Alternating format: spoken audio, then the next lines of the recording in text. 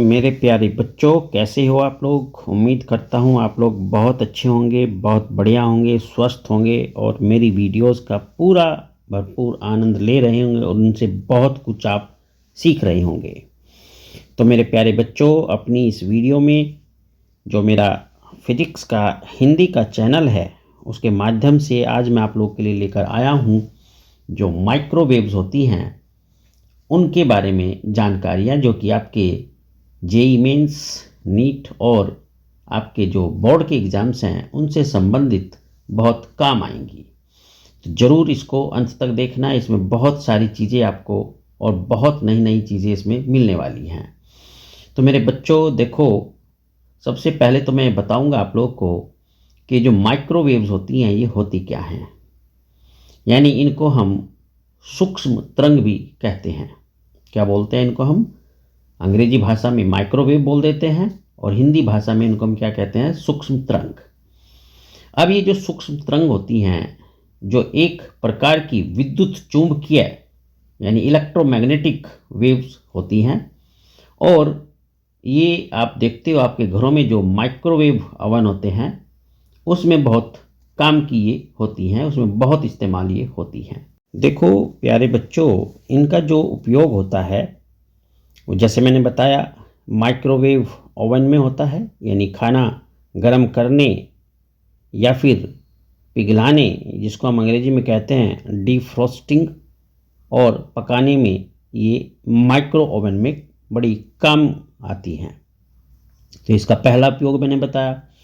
दूसरा, संचार में प्रयोग होती है। संचार यानी जिसको अंग्रेजी भाषा में कम्युनिकेशन कहते हैं। जो सैटेलाइट्स होते हैं, सैटेलाइट्स जो हमारे फ़ोन होते हैं, यानी जिसको मोबाइल आजकल आप बहुत यूज़ करते हो, तो सैटेलाइट, मोबाइल फ़ोन और वाईफाई में भी इनका काफ़ी योगदान होता है। उसमें हम इनको काफ़ी प्रयोग करते हैं। दूसरा, इसका जो अन्य प्रयोग है वो है बड़ा महत्वपूर्ण प्रयोग है, जिसका हम रडार में यूज़ करते हैं। जो हमारे रडार सिस्टम होते हैं, ठीक है, उसमें हम इनको यूज़ करते हैं। मौसम और नेविगेशन के लिए भी इनका यूज़ किया जाता है। अब देखो बात आती है कि ये कैसे काम करती हैं, यानी हाउ इट वर्क्स। तो देखो बड़े ध्यान से आप इसको समझना। तो होता क्या है, एक मैग्नेट्रॉन नामक उपकरण होता है।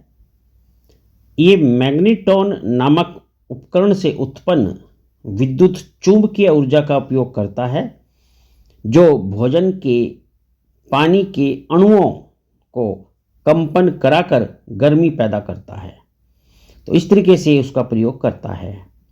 अब मैं आपको बताऊंगा कि ये जो सूक्ष्म वेव्स हैं यानी माइक्रोवेव्स हैं, इनकी जो तरंग दैर्ध्य है, वेवलेंथ, वो कितनी होती है। तो देखो इनकी जो तरंग दैर्ध्य होती है वो लगभग 1 मिलीमीटर से लेकर 1 मीटर तक होती है, और इनकी जो आवृत्ति होती है यानी फ्रीक्वेंसी, वो 300 मेगाहर्ट्ज से 300 गीगाहर्ट्ज तक होती है। मेरी बात आपको समझ में आ गई कि भाई इनकी आवृत्ति और इनकी तरंग दैर्ध्य कितनी होती है। अब देखो बच्चों, इनके स्रोत क्या क्या हैं। देखो ये कहाँ से उत्पन्न होंगी।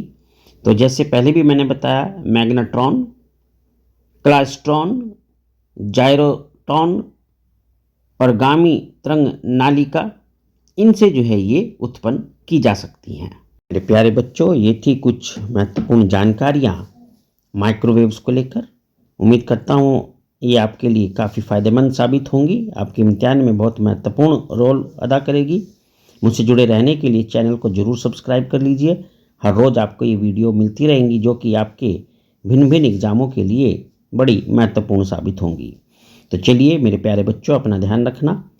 आपका दिन शुभ हो और ईश्वर आपको हर सफलता प्रदान करे, ऐसी मेरी कामना है। भगवान से आप लोगों के लिए प्रार्थना करता हूँ। आपका बहुत बहुत धन्यवाद।